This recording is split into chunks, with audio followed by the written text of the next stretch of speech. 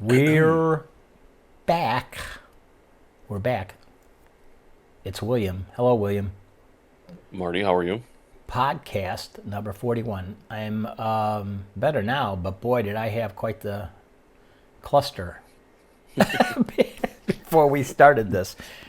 For some reason, my studio and my microwave are on the same breaker, and Joe was heating something up and boom! Now, what's pissing me off about this is that everything's on UPSs. It's like, what's the point of UPSs if it didn't work? You mean, by UPS, you mean uninterruptible, battery backup. Yeah, uninterruptible power supplies, right. So not the service, not the delivery service. Yeah. It's just to make sure, because so people might not know what UPSs are. I'm just saying.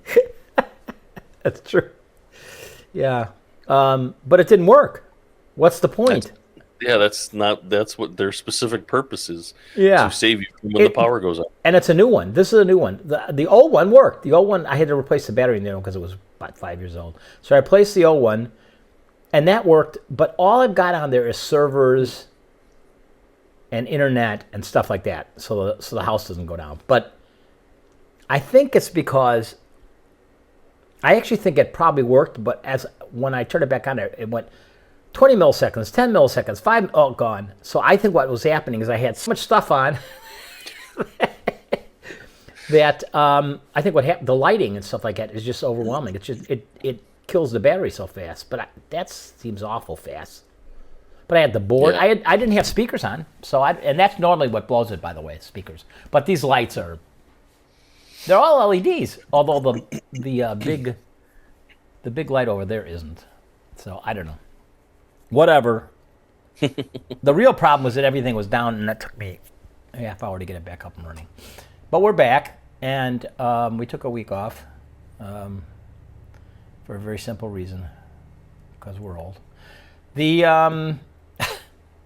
Today we will start, of course, as always, with the news, and there are a bunch of releases. Did you know that? Releases of what? Software. Persona Studio 5.2, FL Studio 20.8.2, Final Cut. All of them updated. I did not. Okay, so let's talk about them.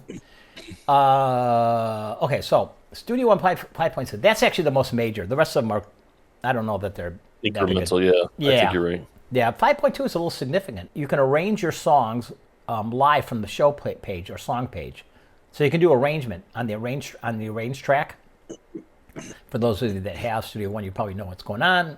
For those that you don't, oh well, I don't either. So, and you can trigger different song sections during playback without missing a beat. So you can actually trigger each one. And I don't know if you're doing this with MIDI. It's I guess it's kind of like a little livey, isn't it? Sounds like it, yeah. Oh, and also a little now. Maybe this is a thing that all the DAWs are doing, because you could also do that with Logic. So there's sound variations, meaning that articulations have arrived in Studio One via something called sound variations. So there's a new mapping editor, complex articulation maps. You can trigger your sound variations. So apparently triggering is a thing with this release. And hardware controllers. You control it with hardware controllers, macros. Wow, pretty amazing. So that's so there's a new library of these things. There's some improvements in score view. I don't know how many people actually use score view, but for those of you that actually understand music, you might do that. So there's drum notation, which is kind of a big deal, actually. If drum notation has virtually, it doesn't look anything at all like music notes. It's a very different thing, and it's not actually like what you see in a piano roll bar or anything like that. It's not. It's very. It's its own language actually. So they have that built into it now. Sphere workplaces. What? Do you know what that is? Sphere. Remember we talked about it a few months ago. That's that online collaboration Oh. media. Okay. Yeah, I haven't played with it because I haven't really. They're now available directly in the browser. The workspaces. And they allow for easy bidirectional file transfer. So that's the sharing thing, right? Yeah. So that's cool. Splitter is now a plugin. It's a parallel processing tool for the channel editor, or in the channel editor. I've never used Splitter. I don't even know what that is. Yeah, it's a powerful option. It's hard to miss.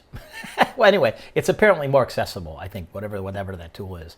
Genius. I'm quoting. I did not say this directly. Genius updates to the arrow tool. It makes it easier than ever to edit note events in the piano roll. There's some hardware control improvements. Atom SQ, remember we were talking about Atom? Fader port 8 and 16 now play better with Studio One. Fader port is their product.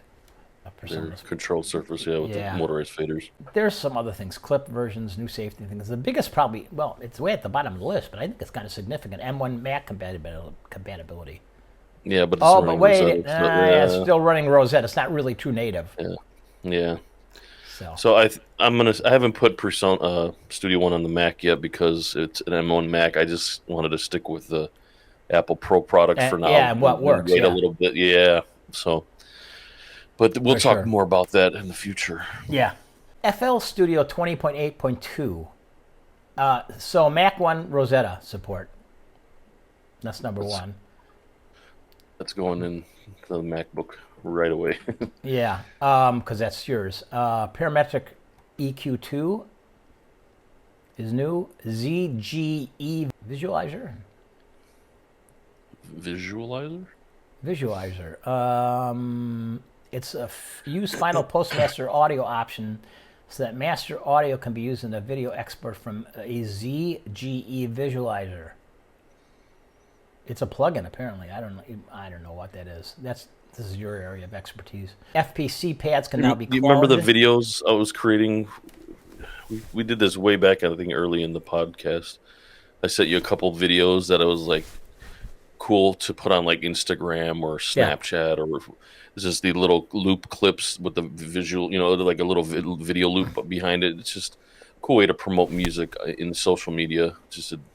I think that's what that is, the visualizer you're talking about. There's multiple visualizers in FL Studio, but that's probably the most creative one, I think, the most useful one.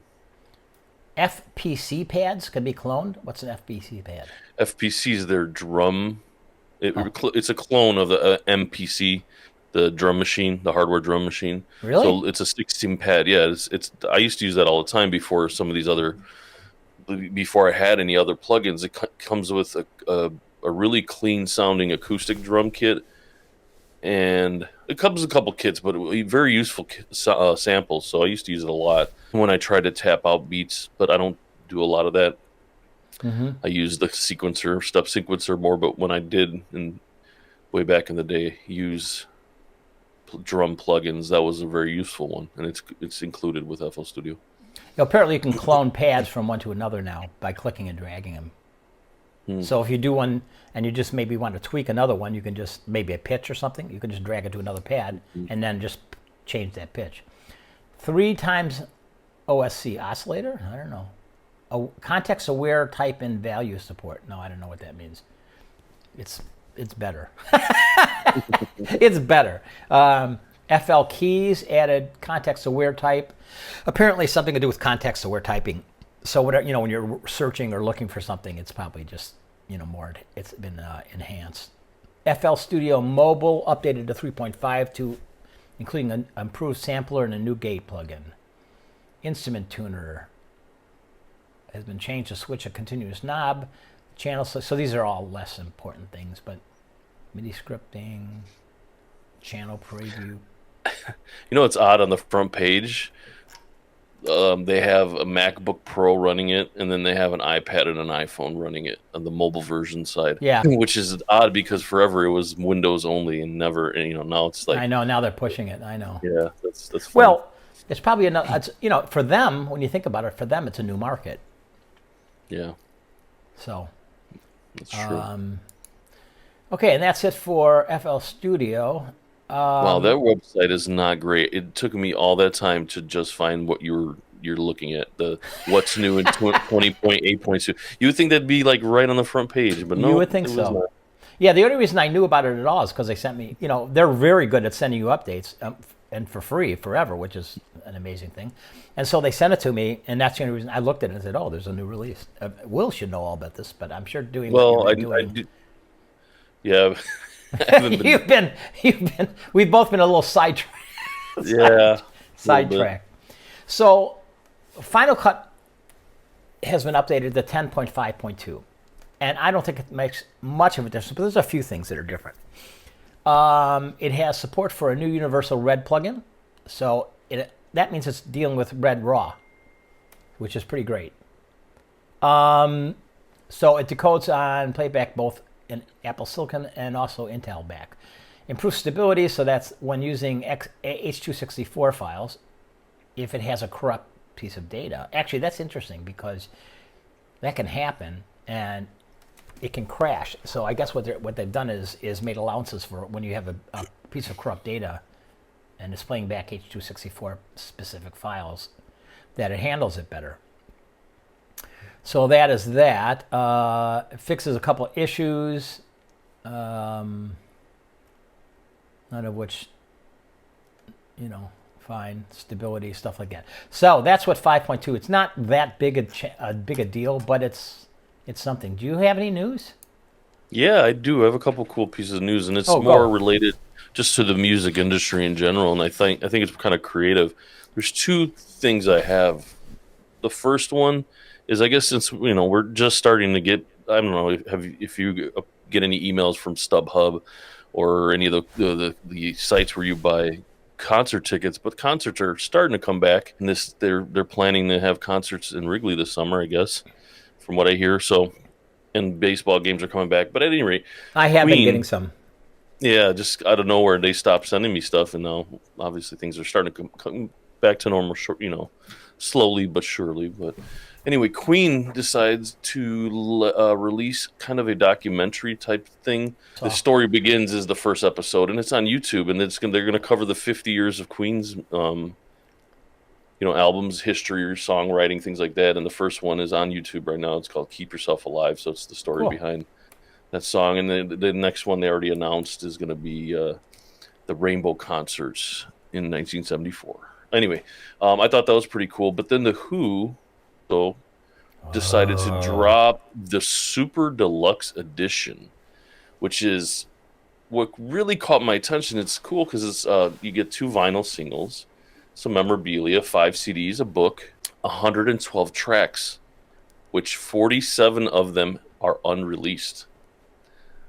I don't know how the Who. Yeah, I kept hearing it and I didn't understand. Like, how does the Who have 47 tracks that have never been released? Well, they have them. They kept them, and then they are selling it starting April 23rd, and it's called The Who Sell Out. I wonder if they're going to ride the supply and demand thing that a lot of people do, like the PlayStations and the shoes, where they only make a limited run, and then if they sell out, you can't get it anymore. I'd imagine it'd be available in digital format eventually too, but this is a cool little, if you're a fan of The Who, this is a cool little collectible set. The Who, covers. Townsend did not want to go on the road anymore, and he keeps getting talked into it by Roger Daltrey. So, I saw an interview with him, and he goes, "Yeah, I'm really old. I can't keep doing this." And the last tour, we went and saw them, they were amazingly good. But they like everyone else, they hire hitmen. They're some really talented people. So, but anyway, that's interesting to see that they're releasing. They're trying to make money. Exactly, I get it, and they can't. And they can't tour anymore, for numerous reasons, not just because they're old, but also because of the COVID-19 thing that's Yeah. going on. Yep. But I thought these were cool little Yeah. bits of music industry news that kind of was cool. So I thought I'd bring those up. For sure. Anything else? That's all I have. Okay, that's a lot of news actually when you think about it.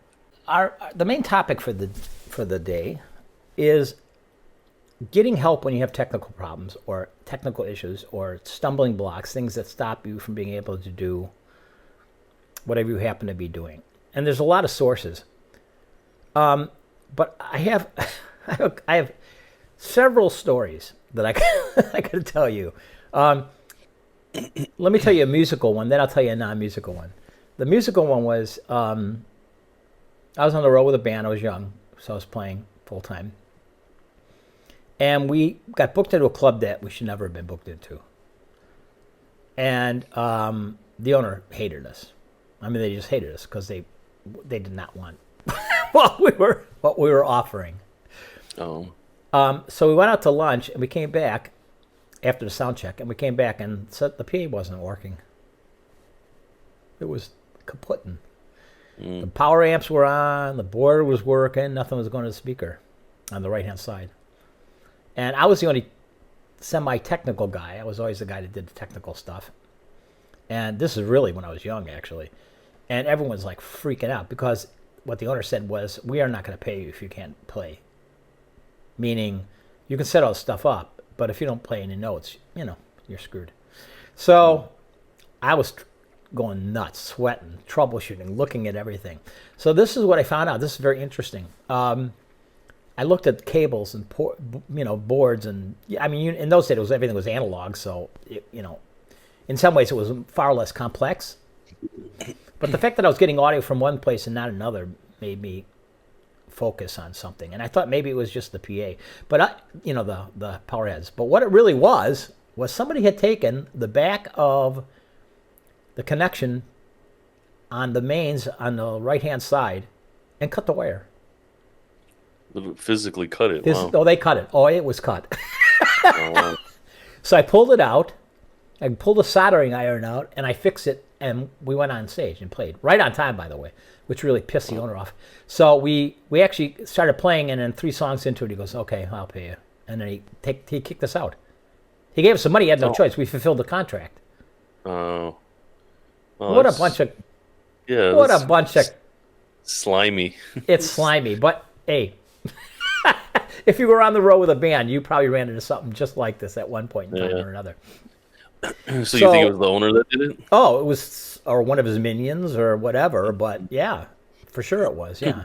So the moral of the story is learn everything you can possibly learn because it might save you. So a few years later, I was in the technology business, and I know no one's going to believe this, but it's true. These are true stories. I was sent to China to go work on a system that was on the China Sea. And the first thing that happened is I got there, and somebody didn't notice that it was the first when I arrived. It was the first day of Chinese New Year. Well, they shut down for 3 weeks. Closed, yeah. Closed. Oh, wow. I couldn't. So they said, well, do we send them all the way home? Well, of course not. So I was there for like 3 weeks partying with people at the hotel. I mean, it was ridiculous. So I'm thinking, this is kind of a cool gig, right? Anyway, then I finally got called on site. I went on site, and I don't even understand how this is possible. But I worked on some systems that were programmable control. It's known as a programmable controller, which is it's a computer that talks to a lot of inputs and outputs, and basically they're everywhere, but people don't know it. They control all manufacturing. They control everything. You wouldn't believe how many. There are millions of these things. Well, at the time, though, they were very, very expensive. Now they're $100 or something like that a piece, and it's all about I/O. And most of the time, they give them away because it's all about the big hardware that they sell, not that stuff. But anyway, I went out and I could not find why we were getting no response back from any of the sensors. So finally I said, is there a way to get out there? So we get in this little cart, and it's like down this like pier, and there's like, the sea is blowing, and it's the China Sea, like, really cold. We end up, and so I'm looking, I go, where's the I/O for this particular station? And we're looking, and then I realize the station, it's gone. So somebody had run it over with some kind of a forklift or something. It was nothing but bare wires. I go, listen, I think I know what's wrong with your problem. I think this is your problem. So, I think I got your problem solved. I think you have a problem. This is it. So the moral of the story is learn everything you can learn and be logical. Go through things systemically. So start at the beginning, start at the obvious, because 70% of the time it's going to be something obvious. Some, user error. Oh, it'll be a user error. Somebody will not have the right button push. Some will have, I'm telling you, start at the very beginning. And in the case of things like audio, if you're feeding things from one to another, look at the source and make sure the source is healthy. Make sure the cable is healthy. If it's a microphone, check another microphone. And then check the board, see if it's good. So there's all sorts of sequential things you can do, and just keep it simple, because most of the time it is not the big whammy. It's Yeah. No, you're right. And it's funny that I have a quick story. Go. I remember I was working with somebody, and there was a bad cable. It's a bad HDMI cable, and somebody was like, no, it can't be a HDMI cable. HDMI cables never go bad. And I was like, yeah, it might be that simple. It's sometimes, and that person kept arguing and arguing, and it's something else. And then finally I was like, okay, let me try the new cable, and it worked. And that person was Marty. Me? But it was you. Yeah, we're just setting up like for a shoot, and we're testing it, and you're like, well, this camera's not working. Well, I was like, well, it maybe was me? I was like, maybe it's the HDMI cable. Operator and error. You're like, no, it's not. HDMI cables never go bad, and it was a bad HDMI cable. It was. Yeah, there you go. Sometimes it's simple. It's funny because I think you and I have an innate ability to troubleshoot our way out of anything, and I don't know if it's something we can teach. Because I bet you we'd make $1 million. We could make $1 million if we could teach a course on how to troubleshoot. And I know there's probably 1 million people that can do it like us in any industry. Millions. But I think partially with a little bit of experience over my 20 years of doing recording and computers and a little bit of everything, technology, and putting it all together, I've come across experiences myself, but also being in the industry of selling the equipment. Every time I sold something to somebody, they'd come back. I remember there were times that people bring their whole PC, like literally a desktop, a monitor, and this $100 piece of software is not working for me. And since I was on commission, I didn't want people to. I wanted to create a relationship, but I also didn't want people to return stuff. Yeah. It's kind of because I got paid extra for selling them stuff. So I'd sit there and I'd show everybody, and I came across one mantra that I started telling people as I would sell them their first setup. If it was their first time recording, their first time making beats, their first time with whatever, I said, listen, the initial setup is going to be involved. You're going to have to do some reading. You're going to have to do some research. You're going to have to download some drivers, install some stuff, and everything's not going to work right away at first. But yeah, you're going to have to learn some stuff. Yeah, and then after that, I think I got a lot less people coming back. And it's the truth. It's like when you're setting up anything new, but especially in this business, the first time you set it up, there's always a lot that could go wrong. Yeah. And I think between helping myself and helping you and other people in the world when I was selling stuff, I think I picked up a lot of simple things that I don't think everybody runs through their head. Oh, it could be this, could it be that, could it be, I don't know all of them off the top of my head. And that's the hard part. Like I said, if we could just write a book or training manual on how to troubleshoot everything, I think we'd be millionaires, but it's so hard to run through everything we go can't. through. You can't. Yeah, so. No, because a lot of it, first of all, I have to say that I think some of this is, I have to be careful here, but I believe it's like anybody can be taught how to hold a drumstick. Not everyone can be a drummer. Mm-hmm.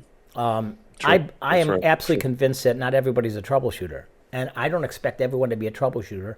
Nor do I think it's in many cases a waste of your time, because your time here, the point of this is to do the creative work, not to do troubleshooting. Unfortunately, you're going to have no choice but do some troubleshooting. Even if you're a video guy, if you're an audio person, if you're doing graphics, I'm sorry, you're going to have to learn some stuff. You are. Mm-hmm. And it's basic, non-creative stuff. But it's not a negative thing that you're not a troubleshooter. It's not. It's just, I think it's a talent. I do. I happen to have done this for a living for many years, so therefore, of course, this is what I do, so of course I should know something about how to troubleshoot stuff. Although I do have it didn't work this week because I had to go on site to try to fix something. And I was working, here's a perfect example though, and this is a big deal actually. Fear is number one. You walk in and you go, oh my God, I so don't know what's going on. And these guys are paying me to come in and look at their board. I've never used their board. I've never touched their board. I don't know how to use their board. And yeah, there's similarities in all boards, but these guys are using Dante. I've never used Dante. There's all sorts of things that I guarantee you will not know everything. Even if you are a troubleshooter, you will not know everything. You will just, it's not the way it's going to work. Then that brings a good point. You gave me a call because I've been in the industry of. And did you know something about Dante? Right. I didn't know a lot about. I did know something about it, but not enough to help you. But there's always that lifeline. If you know anybody else that can help you, it's a good. That's a good point. Okay, if I'm in too deep, let me give a call. Let me call my lifeline. Yeah. And then the last option, if you can't figure it out, Google and YouTube are very helpful tools. Well, that's what we're going to get to. Oh, okay, sorry. Yeah, no. That's fine. It's a good segue. No, I completely agree. I mean, when I did this years ago, there wasn't. This is interesting. Well, to me, maybe no one knows. When I was in PLCs, between the two music gigs, I sold my bosses and my boss's boss on designing a troubleshooting system using artificial intelligence. And AI was really, really rough in those days. It was very, you have no idea how much money I spent. If the people that knew me now, they would shoot me. But anyway, I had to buy a special workstation, and I had to buy some software. I think the software was $65,000, if I remember right. And it was a development software delivered on Windows, but it had to be run on Unix. So yeah, I had to buy a Unix workstation. It was ridiculous. But here's what it was, is at the time they started building modules for their system that was basically a standalone Windows PC. So I said, you know what we could do? We could take all of the knowledge we have, build it into some kind of AI troubleshooting system, take a look at, because you could get in the back door, you could actually look physically at things like, why is this I/O light on? Why is it not on? Stuff like that. And you could actually see if a module was dead. But you could actually, if you could program it right, basically it's a tree structure, and you build, if it's not this, it's this. If it's not this, it's this, that kind of a thing. If not, next, right? So, and then you could put it in, as a, in every PLC, give it away for free. Give it away. People plug a PC in there, a model in their keyboard and a monitor, and they can troubleshoot. Now this is, of course, there was no, Wi-Fi internet everywhere. There was no iPads, because when I traveled, I used to carry hundreds and hundreds of books. I was the first guy to get a minivan for the company because I had the whole back was full of books. So I had to go. There was 100,000 modules and 1 million controllers. How the hell? I mean, you can't remember all this stuff. It's ridiculous. Yeah. So I used to carry modules, but not when you're flying somewhere. Or you're China. You're out of luck. Not going to happen. That's true. So. Now, YouTube is frankly my savior. I mean, and there's a lot of terrible stuff on YouTube. Like us, no. So, no, there's a lot of stuff on YouTube, some of which it's just garbage. But some of it's good. Yeah. And that's where I go. I mean, as everyone knows, that I got the board. And there's all sorts of stuff I just didn't really understand. I'm still studying stuff about it because the manual's a joke. It won't tell you anything. You really need to have sources. And I found 3. I don't even know what they do. They're teachers or whatever. But basically, they're in the audio business. They do install huge PAs, that kind of stuff for a big company. And they've developed a terrific training source for free, costs zero, on YouTube for this board, for this particular board.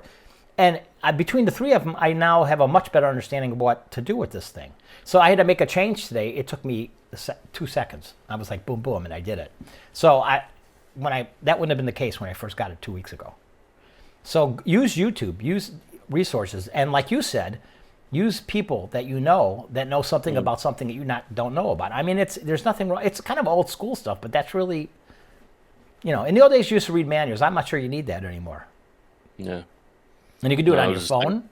Yeah, that's true. We have computers and calculators in our pocket. Remember in math, they said you won't have a calculator in your pocket. You got to learn all this math. No, you actually have a pretty advanced calculator right in your phone. Yeah, absolutely. So it's an interesting subject. Can we have a discussion that will teach you how to troubleshoot something? No. The answer is no, we can't do that. But you can certainly find a lot of stuff. I suggest that instead of learning, especially for those that don't care about being a troubleshooter, instead of spending a bunch of time learning everything you need to know about your computer or whatever your problem is going to be, I would suggest you spend a bunch of time learning how to search. Yeah. I think you should really learn Google's search terminology. There's a lot of ways to search in Google. People just type something in, and it's incredible how good it really is. But if you can learn how to search for things, and then the next step is to learn how to disseminate who's telling you things that, not only are they telling you the same thing or the thing you want to know, but how are they delivering it? Are they delivering it in a way that is understandable to you? And everybody's different. So everyone may have a completely different opinion about what that thing is, what the way that is delivered. If you can figure those few things out, which are very, very not that big a deal, investment in time, you don't need to know all this stuff. You need to just know how to solve a particular problem at a particular time and where to go to get that information, and then move on. And you don't even have to remember it, because, once it's in, it's in. Yeah. So it's a different ballgame than it used to be. When I was out there, when I was in China, didn't know. Even just like 10, 15 years ago, when I was in the industry of selling these products, YouTube wasn't even yet. I don't think. Well, it may be just starting, but it wasn't a place to go for information yet. I think it was intended as being a dating app, if I remember correctly. When was YouTube it really? First started, I think it was a dating kind of app, and you were just put videos up. I didn't even know that. I'm pretty sure that's how it started, and then people just turned it into what it is today, kind of. Yeah. Anyway, but even when I started, there wasn't as much resources as there are. There weren't as many resources as there are available today. But it's sometimes hard to, like you said, get through some of the crap to find somebody that's really going to help you. Yeah, I also, in all fairness, I'm very grateful for all this stuff, because the complexities, it's gotten way more complex. I mean, even if you have a small system, the small system does so many more things than it used to do. There's so many more. And here's another problem that always gets in the way of everybody, myself for sure included, and that is there's not one way to do anything. There's like a million ways to do everything. I mean, software in particular is infamous for allowing you to get to something, 5 different ways. And what's the best way? I don't know. And do you learn all the shortcuts? Do you learn? I mean, there's so many ways to get there.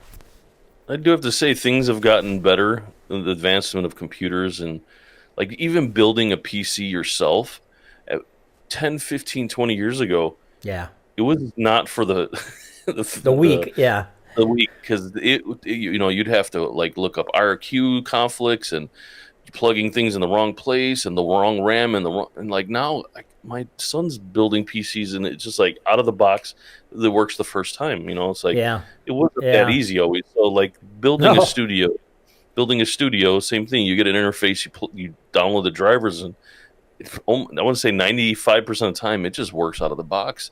So there's a lot less less of a need to learn troubleshooting. So I think you're right. It's like, don't spend too much time learning how to fix problems, because once you fix that problem, you might never ever have it again. Yeah, and I'm not saying that it's a bad thing to learn stuff. I'm just saying that you should learn the stuff that you need to learn to allow you to still be creative. Absolutely. And that's really what matters. And that's the topic, I think. I don't think we have to cover much more than that. Which we leads could us. talk about it forever. We should You have could. a whole You could. Absolutely, you could. debate on troubleshooting, or Yeah, for sure. There was another piece. This is, I know what I'm kind of backtracking, but I have to show you this. There's a piece of news that I found interesting, and it has to do with podcasting.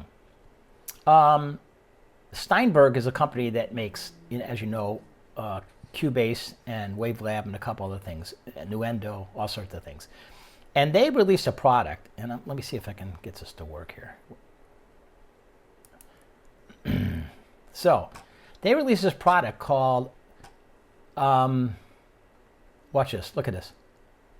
Yeah, so 2 days ago, when I found this thing, that wasn't there. You could actually see what it is. It's called Wavelab Cast, okay? And what Wavelab Cast is a Wavelab, I should explain what Wavelab is. Wavelab is actually their post or their editing audio software. And it's actually, I used it for years. I think it's fabulous, to be honest with you. I haven't used it for quite a while, but it's a terrific, a really great tool. I think it's one of the best. But what Wavelab Cast is, and here's the manual for it, is an editing tool for podcasters. So it's kind of like a software version of all this hardware that's coming out. You know what I'm saying? Like the podcast, hardware and, Okay. And so this is kind of what it looks like. There's, an output area. There's sounds, which is typical of what, in case you want to bring something in. There's the editing thing. There's the video. So it's kind of like a software version of some of these tools that are now physically for hardware. And I came across this thing and I thought, this is really interesting. I don't know why this is kind of a no-no. I mean, they should really. Well, wait, go back to that last thing you were on. Oh, the last one? Yeah. Mm-hmm. This is sonicstate.com. Oh, I'm sorry. Duh. It's like 2018. Yeah. No, this is from 2021. Yeah, this is now. So. No, but I thought I read it as 2018. Oh, okay. Oh, okay.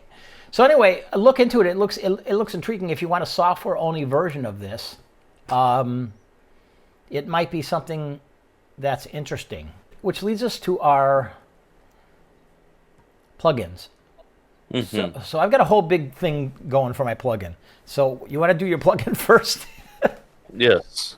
Okay. So I was digging around Splice again, and I'm like, oh my god, there's so many plugins that I don't even have, and they're $5 a month, and then I can own it, rent to own, right? We talked about that last week, but so my plugin is now going to be.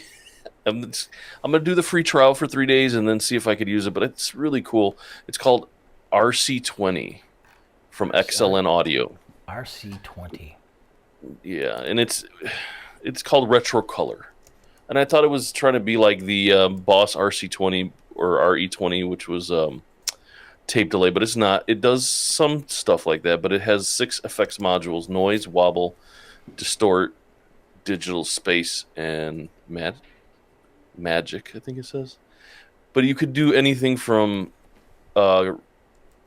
replicate vinyl, Vhs Analog Saturation. I know, like, Steve used to use that in his electronic rock band. He would actually run audio out of an interface into a VCR and back into his interface to record that tape saturation just from the audio going through a VHS tape. Well, now this plugin replicates that. So there's the noise, adds noise just like, crackles and pops from the vinyl or hiss from the tape. Wobble kind of replicates the wobble of a warped record. Distortion is distortion. Digital space is more like an echo or but it's really easy to use. And it's very like just it's part of that sound I think that a lot of hip hop people look for, because everything's super clean now. Mm-hmm. That we want to add a little saturation here and there. And there's tons of tools that do it, but I don't know if I've seen anything that kind of combine all the different aspects as well as this does in easy to use modules. So I'm going to play around with it and try it. I think it is normally $100.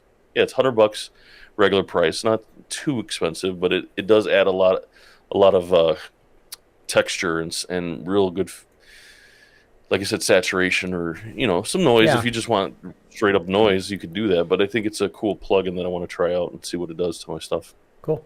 It's perfect 5-star rating, 170 reviews on Splice. Wow. So I think it's people are raving about it. So I think I'm gonna give it a try. Cool. But I can see where there's a good side and a bad side, I think, to this tool that you're using to look at stuff. Because the bad side is you could find a million things you like and end up paying for a bunch of stuff that maybe you wouldn't not normally buy because they kind of offer to you cheap. True. But they give you the 3 days to decide. You could cancel in the 3 days, and won't charge you a penny, or even just rent it for a month, and after that, say I don't want it. You spend $5, and you realize you don't want it. It's better than spending $100 and saying, "Oh, dang, I don't use it at all." Absolutely, yeah. So mine is. This is the opposite of what you just said in terms of how to do this. This is the Marty version of this. Have you ever heard of a company called Audiomodern? Mm-mm. I haven't either. Okay, but I was like, should I? You should, and I'll tell you why. Modern, like modern. Yeah. So let me tell you why. Do you recall that we had a conversation about sequencers and stuff like that? Mm-hmm. Okay, and I decided I wanted to try and figure something out how to do this. So I looked and I came across this tool called Riffer. And then I said, who's this by? And it's by this company called Audiomodern. Let me turn on the website. You can get some idea of what this looks like. This is Riffer. And what this is, it's a sequencer, but wow, what a sequencer. It's like $60-something. It's not like horribly expensive. But they make a lot of stuff, like crazy stuff. And I will show you a little bit of all the different products we have. They have like, there's a lot of plugins, and then there's some virtual instruments, and then there's a bunch of loops. And so anyway, I started getting more and more into it. And the more into it, the more I decided everything they had was cool. There's something called Play Beat. I'll get into these are things that you particularly are going to go crazy with. And I ended up buying the whole damn thing. The bundle.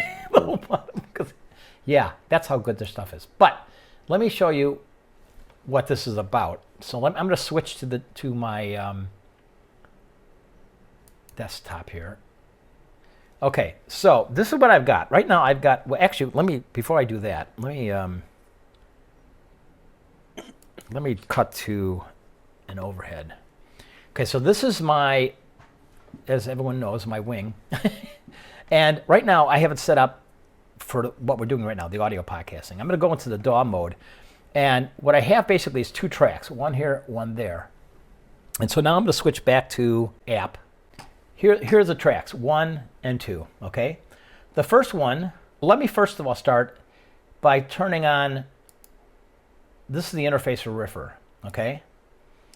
So right now what I'm gonna do is, I know nothing about this, so bear with me because I'm barely even using it, but I'm gonna play, I should actually, before I even do this, I should show you what it's going into. Right now I have it going into Omnisphere. So this is Omnisphere, and right now I have it going into this, okay? So we can do different sounds. Oh, never mind. Well, this way. But I'm gonna. You'll hear it in a second. So I'm gonna play this. Okay. So this is a sequence. Now I'm gonna watch the dice. See the dice here? I'm gonna click on that. Watch. Oh, it randomizes. Oh wait. Let's say you want to change pitch.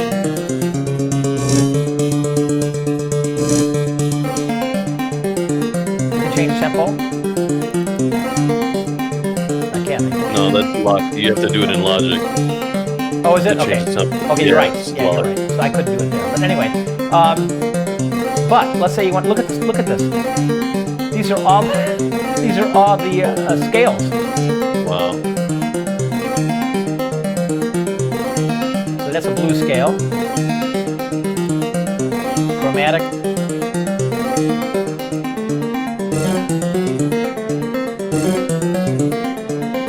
This is ridiculous.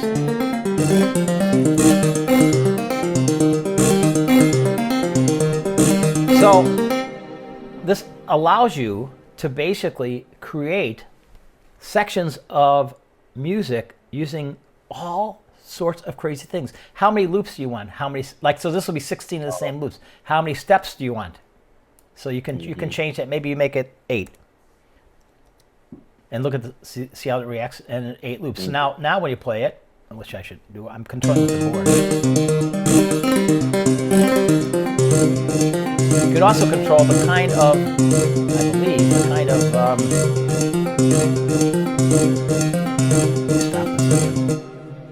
the kind of notation you use in terms of, like, here's your scales, here's your notes. I mean, the root, yeah. Look at this. Timing. 30 seconds. Let's see what this sounds like. Cut this very fast.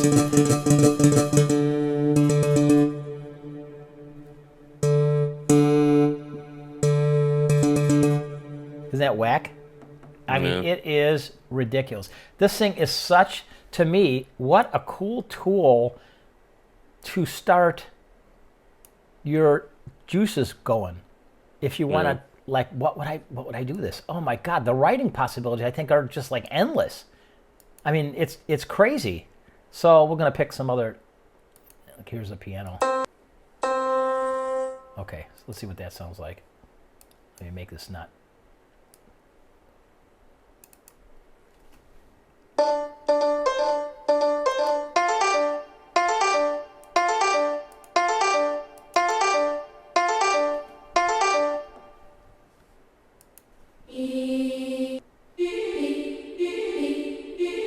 That's actually pretty cool.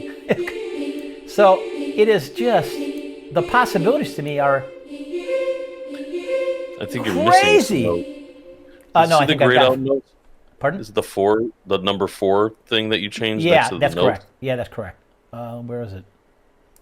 So let's make it 16 again.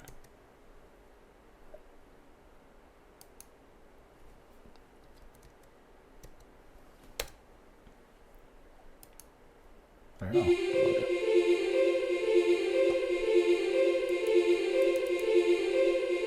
Oh, they're back now. Yeah.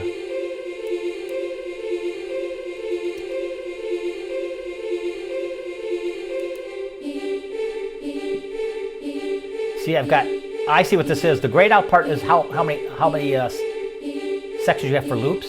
So I have 16 steps, but an 8. So it's only going to do this. So I should make them both 16. There you go. So anyway, the point is that this thing to me is,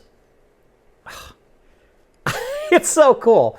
It's funny you brought up the Who, because I started thinking about some of the Who songs, and when he started doing sequencing with the gigantic old sequencer, and now look at this. It's a $49 piece of software.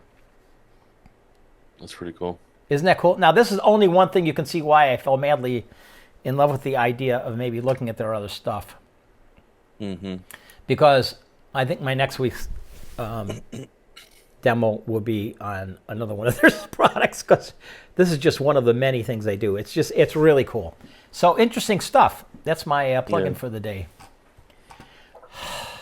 I'm so glad that worked, because I got to be honest with you, I wasn't sure that any of that was going to work today, but it seems to be okay. Okay, so that leads us to gear we would love to have, but what is your choice, Mr. Will? Just talking to my son about, I don't know if we talked about this on the podcast, but looking at getting a house soon and the possibilities of a bigger space or studio.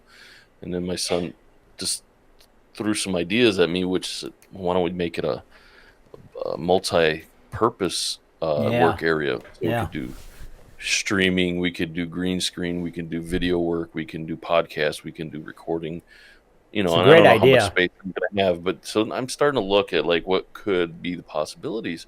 Right. Oh, I'm gonna need a real interface. Well, not that this isn't a real. It's got 8 mic pre's, which is probably enough to do most things, and I think it's got ADAT. But it's the first generation of Focusrite's Scarlett 18i20. There's on the 3rd gen right now, so this is like USB 1.0, and it does fine. It's just a little bit of latency, but not bad. I want to get some Thunderbolt FireWire because I got not FireWire, Thunderbolt 4 or Thunderbolt 3 because I have the new Mac. And I came across the Universal Audio UA Apollo 16 Heritage Edition. Yeah. I don't know why. I'm still trying to. I think I know why, but it's quite a bit more than the regular Universal Audio 16 in Apollo, but it's got IO. It's got DB25, which is the serial port, so you can have tons of analog IO, but it doesn't take up a huge space. It's all just like 25-pin connectors. Yeah. Thunderbolt, but it's supposed to have more power than the other because it has a 6-core processor inside.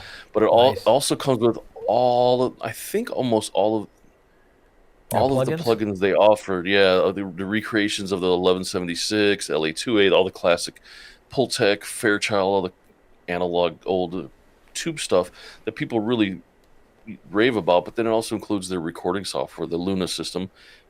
Yeah. Which, takes advantage of that processing power. I don't know if I want to learn another DAW, but I just think it's intriguing that that's the problem. That we don't right? necessarily need all the processing power because our computers are fairly robust, powerful, but robust. But if I'm gonna buy a new interface and set up a new, a bigger, I think, and I had money to burn, I would get the heritage version of the Apollo. Cool. Very cool. So. Oh, did I mention the price? It's only $3,899. Oh. Which is, I think, like $2,000 more than the other one, but yeah, it's worth it. Yeah, that's a nice piece, though. Yeah, it is. Okay, well, it's funny you brought that up because I'm along the same lines, but. As you know, I've been screwing around with digital boards lately. Doing stuff for people. And I thought, my hybrid system, which was expensive for me, very expensive for me. But, I mean, if you add the board up and you add my rack of I/O and all this other stuff, it's not an inexpensive collection of stuff. But it really is a hybrid because I've got analog I/O going into a digital interface and then going through the board being controlled in the digital realm. But then I thought, wouldn't it be cool to just do this all in one thing? And you'd think, in a way, the digital board is that, right? Because all the converters are done, and you really don't need all that rack stuff. But then I started thinking, but is it truly the epitome of this? And I decided instead that the real solution for me was this.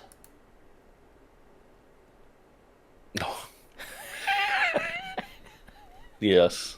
Yes, the solid state logic AWS 948 48 channel analog mixer. Here's why it's cool. It's first of all, it's them. First of all, it's them.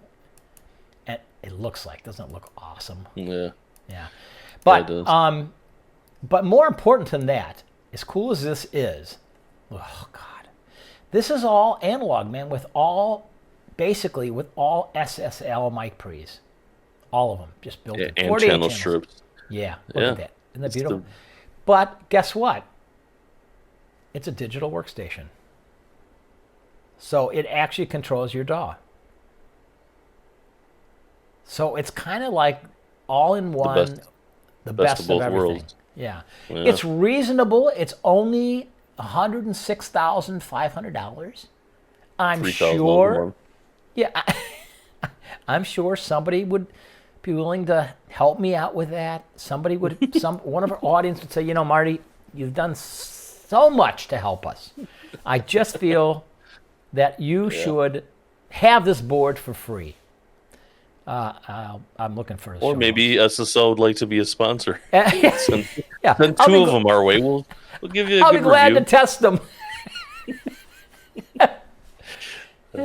So anyway, that is my pick.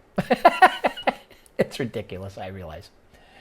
I actually got to sit down in front of the first one was the AWS 900 Yeah. about 10 or 15 years ago, and I actually got to sit down in one of those, and that was like a did dream. ya? Like my dream board. I was like, oh, one day, you know, because I was still trying to start out a studio in Chicago, like with my cousin, Yeah. and Oh, it's a a beautiful dream. board. Yeah, It's not Things like that 100. big, really. No, it's not. But it's not perfect. like- It's the right size. It's the right size, Like, right? It's perfect amount. You can reach everything. Nice channels or a nice metering, real I/O. Some of Yeah. their real I/O. Oh, yeah, it's absolutely their I/O. So, I mean, that's what you're paying for, really. But the Mm-hmm. idea is such a combination of all the best of everything. Mm-hmm. It's really terrific. I mean, this board is, this board is very nice, but it's not. It's not an SSL. You having buyer's remorse? No, actually, I'm thrilled to death with this thing. Okay, good, to good. to be really honest about it, it's just very funny because there's no way that I can afford anything like that. But there's an interesting price comparison between the two. There's 108,000. That would this is like free. 106, yeah. Yeah. 106.5. Yeah, this is 3,000. Very nice. So, you know what? For $3,000, it's pretty damn amazing. And that ends our show for today. That's it. That's Aw. it. Studio Aw. Podcast 41. So we should say goodbye. Goodbye. right. We are done. We'll see you next week. Please click on likes and all that kind of stuff for us. We appreciate it. It is always going to be delivered as an audio podcast, but we've been doing this as a video podcast as well. For those of you that believe that looking at ugly mugs is a great idea. And I worry about when we're doing audio stuff that sometimes they miss what we're trying to show in a video. The visual stuff, yeah. Yeah, the visual stuff. But I'm trying to be a little bit more.